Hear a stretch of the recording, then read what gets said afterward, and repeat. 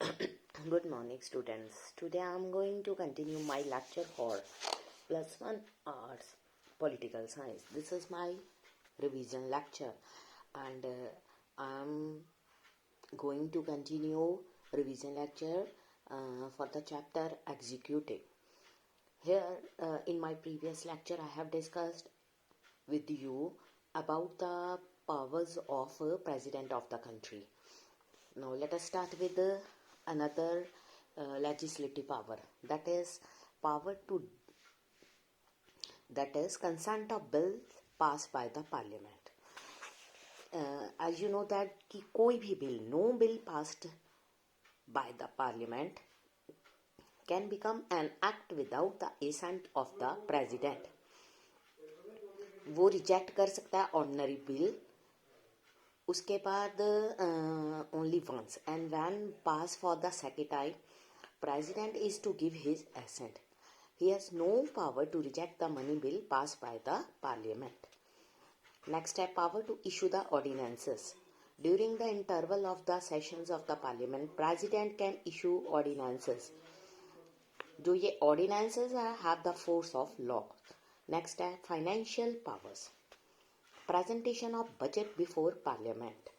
तो ये ड्यूटी है प्रेसिडेंट की, place the budget for the current year before the parliament.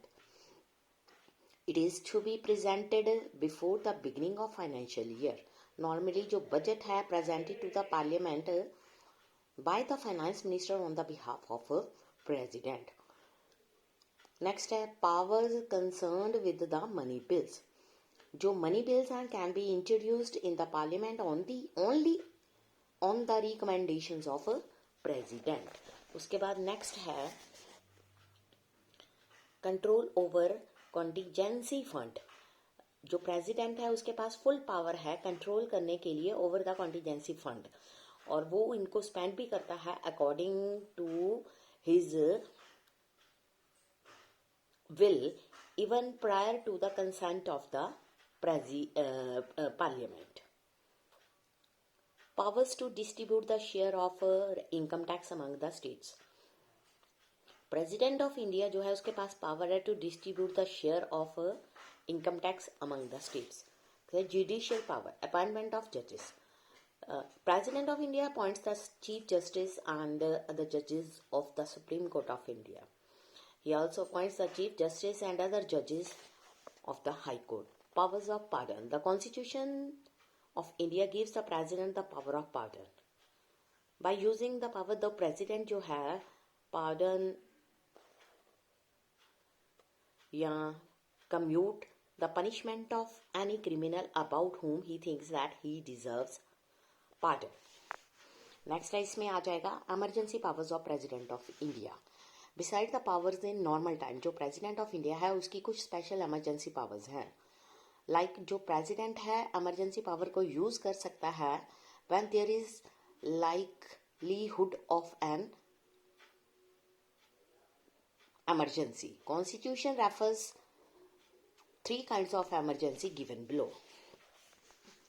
First of all, emergency arising out of external aggressions or internal disturbances or rebellion or its possibility. According to Article 352, जो President है is satisfied that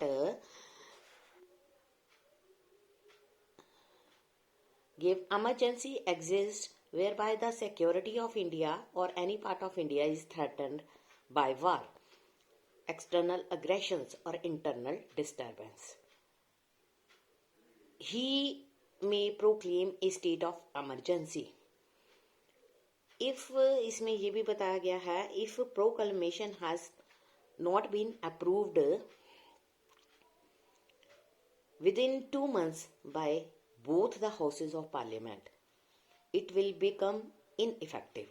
By the 44th amendment, जो period है 2 months का उसको reduce कर दिया गया है for 1 month, and that such revolution जो है should be by a majority of total membership of the both the houses and not less than 2/3 of the majority of the members present and voting. After the approval of parliament, emergency जो है continue रहती है till the president जो है revokes it by a subsequent proclamation, but it is provided in the 44th amendment कि जो for the continuance of the emergency जो approval है by the resolution of both houses would be required in every 6 month. फिर जो effects हैं इस proclamation के, सबसे पहले most significant fact of proclamation is that जो फेडरल फॉर्म ऑफ कॉन्स्टिट्यूशन है उसको यूनिटरी फॉर्म में कन्वर्ट कर दिया जाता है. अथॉरिटी ऑफ सेंटर जो है इंक्रीज कर दी जाती है जब तक इमरजेंसी रहती है, बट जो सेंटर है उसको अथॉरिटी मिलती है to give directions to the state as to the manners in which जो executive power of the state है is to be exercised. Legislative power जो है सेंटर की उसको भी वाइडेंड किया जाता है. पार्लियामेंट जो है उसके पास पावर है to make the laws for the whole और any part of the country with respect to any matter जो कि स्टेट लिस्ट में मेंशन होते हैं. President may be by an order modify कर सकता है प्रोविजंस को relating to the distribution of revenues between the union and the states. Fundamental right जो आर्टिकल्स 19(6) फ्रीडम्स ऑटोमेटिकली सस्पेंड हो जाते हैं through out the country during the emergency. जो suspension होती है आर्टिकल 19 कंटिन्यू रहती है till the proclamation of emergency end. Next है emergency arising out of failure of constitutional machinery in state. Article 356 हमें क्या बताता है? अकॉर्डिंग टू द कॉन्स्टिट्यूशन ये कॉन्स्टिट्यूशनल ड्यूटी है सेंटर की to protect every state from external aggression and internal disturbance. और ये भी इंश्योर करना पड़ता है कि जो गवर्नमेंट है एवरी स्टेट की is carried on in accordance with the provision of constitution. अगर प्रेसिडेंट जो है if the president either on the receipt of a report from the governor of a state otherwise satisfied कि जो situation होती है arisen in which the government of the state cannot be carried in accordance अपनी जो provision होती हैं constitution की उसके according अपने आप को change कर सकें. इसलिए जो president है issue करता है proclamation of emergency in that state. Means government के हाथ में कंट्रोल जो होता है वो थोड़ा सा अलग हो जाता है. उसके पास पावर नहीं होती कि वो इस सिचुएशन को पूरी तरह से हैंडल कर पाए. उसके बाद नेक्स्ट इसमें आएगा हमारा अगला टॉपिक है इफेक्ट्स क्या हैं प्रोक्लेमेशन के. प्रेसिडेंट जो है एज्यूम करता है हिमसेल्फ ऑल और बहुत सारे जो फंक्शंस होते हैं स्टेट के और ही में वेस्ट ऑल और any those function of the governor के और बहुत सारी एग्जीक्यूटिव अथॉरिटी को during the proclamation. President suspend कर सकता है, डिसॉल्व कर देता है स्टेट्स की लेजिस्लेटिव असेंबली को. उसके अलावा he may declare the power of the state legislative shall be exercisable by और under the authority of the parliament. President ये भी कर सकता है कि जो इंसिडेंटल और कॉन्स्टिट्यूशनल प्रोविजंस होती हैं give effect to the objectives of proclamation. Next है इसमें अगला क्वेश्चन हमें ये बताया गया है टॉपिक कि emergency due to financial crisis. Article 360 हमें क्या बताता है? जो प्रेसिडेंट है वो सेटिस्फाइड होता है उस सिचुएशन में जो अराइज होती है वेयर बाय जो फाइनेंशियल स्टेबिलिटी के कारण जो क्रेडिट होता है इंडिया और any part of it is threatened he may declare financial emergency. और वो आर्टिकल होता है 360 ऑफ द कॉन्स्टिट्यूशन. जो ये प्रोक्लेमेशन होती है इसको रिवोक्ड किया जाता है by a subsequent proclamation. Proclamation जो है laid before each house of the parliament. ये सीज करता है to operate at the expiration of 2 months unless it approved further by the resolution of both the houses of parliament. इसलिए जो proclamation होती है should be approved by the parliament or in case of emergency.